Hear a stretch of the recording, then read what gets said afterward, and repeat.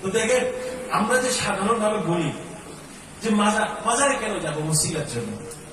মাজারে আমরা সিজদা করার জন্য যাই না, মাজারে যাই ওলি আল্লাহদের জিয়ারত করে তাদের মাধ্যমে আল্লাহ থেকে পাওয়ার জন্য। আমরা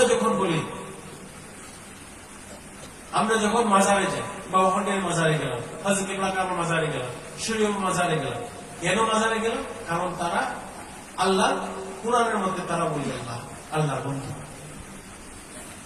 আল্লাহ তাআলা কোরআন শরীফে বলেছেন যে মান ইয়াহদিল্লাহু ওয়া হুয়াল মুহতাদি ওয়া মান ইউদ্লিল ফালান তাজিদ লাহু ওয়ালিয়া মুরশিদা, যে আমি যাকে পথভ্রষ্ট করে রেখেছি তার জন্য কোন শিক্ষক আমি প্রেরণ করি না, সে একটা অন্ধকার জগতে বসবাস করবে, এবং যাকে আমি সঠিক পথে রেখেছি তার জন্য একজন মুর্শিদ এবং শিক্ষক আমি প্রেরণ করেছি। মুর্শিদ আল্লাহ নয়, আল্লাহ হলো পথের মালিক, পথ প্রদর্শক হলো মুর্শিদ। আল্লাহকে এত নিচে নামানোর আমার দরকার। পথের মালিক হলো আল্লাহ, পথ প্রদর্শক হলো নবী পয়গম্বর ওলি আল্লাহ। তারপর আবার সূরা নিসাতে আল্লাহ তাআলা একইভাবে বলে কি মান ইয়াহদিল্লাহু ওয়া হুয়াল মুহতাদি ওয়া মান ইউদ্লিল ফালান তাজিদ লাহু আউলিয়া মিন দুনিহি, যে আউলিয়ার কাছে। তো দুইবার আল্লাহ তাআলা এভাবে বলেছে।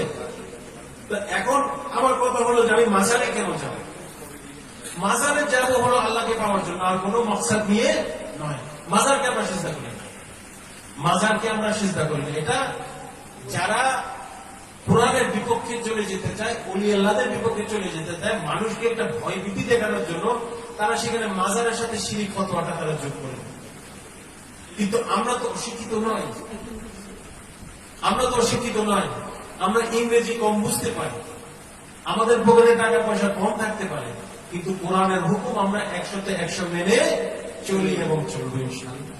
তো মাজারে আমি কেন যাব? কারণ আল্লাহ তাআলা সূরা কাহফে মাজারকারীদের অনেক সম্মান আল্লাহ তাআলা নিজে প্রদর্শন করেছে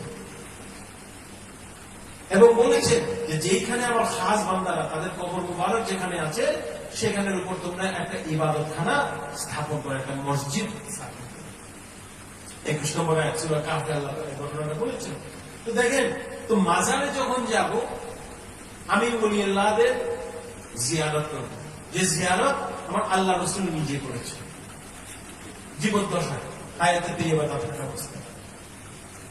জিয়ারত করে আমরা সিজদা করব কাকে? আল্লাহ তাআলা। সাহায্য চাইব কার কাছে? আল্লাহ তাআলার কাছে। দিবে কে? আল্লাহ তাআলা। কিন্তু ওলি আল্লাহদের একটা ওসিলা। দেখেন, দুনিয়াবি যত কর্মকাণ্ড আছে এবং ধার্মিক যত কর্মকাণ্ড আছে সবকিছুর মধ্যে ওসিলা লাগে। একটা মাধ্যম ছাড়া কিন্তু আল্লাহ তাআলা নিজেই প্রকাশ হয় না, একটা মাধ্যম ছাড়া। হযরত আদম আলাইহিস সালাম থেকে শুরু করে মুহাম্মদ সাল্লাল্লাহু আলাইহি ওয়াসাল্লাম লক্ষ লক্ষ নবী পয়গম্বর এই দুনিয়াতে আগমন করে আল্লাহর তাওহীদের বাণী প্রচার করেছে। এবং ওলি আল্লাহরাও একই করছেন। ওলি আল্লাহরা শিরিক করার জন্য দুনিয়াতে আসেন না, নবী পয়গম্বররা শিরিক করার জন্য দুনিয়াতে আসেন না, তারা শিরিক থেকে মানুষকে দূরে রাখার জন্য তারা দুনিয়াতে এসেছেন। সুবহানাল্লাহ। এবং আল্লাহ তাআলা বলেছেন কোরআন শরীফে আমার নিদর্শনগুলোকে, যে জায়গায় আমার খাস বান্দারা আছে আল্লাহ তাআলা বিভিন্ন নিদর্শনের কথা বলেছেন, যে জায়গায় গেলে তোমার আল্লাহর কথা মনে পড়বে এবং আল্লাহর ইবাদত বন্দেগী তুমি বেশি বেশি করবা, সেই সব জায়গায় তুমি যাবে। তো হযরত কিবলা কাবা কি শিখিয়েছেন আমাদেরকে? বাবা হন্ডের কিবলা কাবা কি শিখিয়েছেন? নামাজ পড়ো, রোজা রাখো, যাকাত দাও, হজ তোমরা যদি আদায় করতে পারো দাও, তোমরা জিকরুল্লাহ করো, কোরআনের বিধিবিধান নিয়েছো। আপনারা কি জানেন যে এত কিছু থাকার পরও, আমি একটু আগে বলছিলাম আমাদের তরিকার অন্যতম প্রবর্তক আমার হযরত গাউসুল আজম আহমদুল্লাহ কিবলা, হযরত গাউসুল আজম বাহনের কিবলা, ওনারা তো মাদ্রাসার পড়ি, ওনারা তো জন্মগতভাবে আল্লাহ থেকে এসেছেন। তাও কি তারা দুনিয়ার কোন বিধিবিধান তারা ভঙ্গ করেছেন?